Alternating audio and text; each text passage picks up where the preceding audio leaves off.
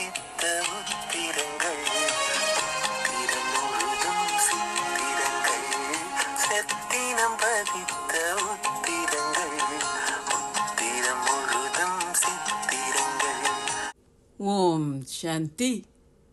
26/6/2024 காலை முரளி.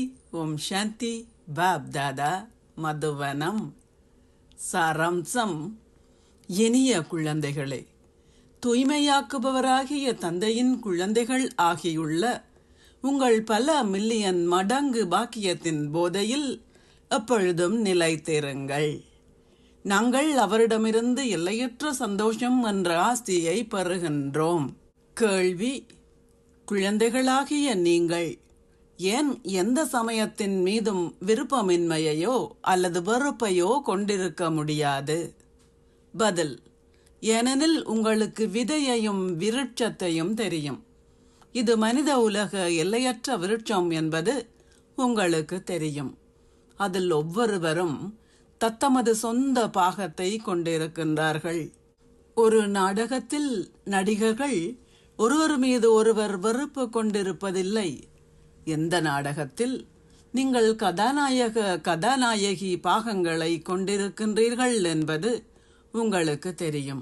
அதில் ஒவ்வொருவரும் தத்தமது சொந்த பாகத்தை கொண்டிருக்கின்றார்கள். ஒரு நாடகத்தில் நடிகர்கள் ஒருவர் மீது ஒருவர் வெறுப்பு கொண்டிருப்பதில்லை. இந்த நாடகத்தில் நீங்கள் கதாநாயகி பாகங்களை கொண்டிருக்கின்றீர்கள் என்பது உங்களுக்கு தெரியும். நீங்கள் கண்ட சந்தோஷத்தை வேறு எவரும் காண முடியாது. நீங்கள் முழு உலகத்தையும் ஆட்சி செய்வீர்கள் என்ற எல்லையற்ற சந்தோஷத்தை கொண்டிருக்கின்றீர்கள். ஓம் சாந்தி. தாரணைக்கான சாராம்சம். 1. சங்கம யுகத்தில் நீங்கள் கடவுளுடன் நேரடியாக கற்று ஞானம் நிறைந்த ஆஸ்திகர்கள் ஆகி ஏனையோரையும் ஞானம் நிறைந்தவர்கள் ஆக்குங்கள். என்றுமே தந்தையின் மீதோ கல்வியின் மீதோ எந்த சந்தேகமும் கொள்ளாதீர்கள். தந்தையை போன்று வசீகரமானவர் ஆகுங்கள். கடவுள் உங்களை அலங்கரிக்கின்றார் என்ற சந்தோஷத்தை பேணுங்கள். எந்த ஒரு நடிகர் மீதும் விருப்பமின்மையோ அல்லது வெறுப்பையோ கொண்டிராதீர்கள். இந்த நாடகத்தில் ஒவ்வொருவரும் மிகச் சரியான பாகத்தை கொண்டிருக்கின்றார்கள். ஆசீர்வாதம். நீங்கள் சேவை களத்தில் இருக்கும்போது அவ்வப்போது ஏகாந்தத்தில் செல்கின்ற அகநோக்குடையவர் ஆகுவீர்களாக.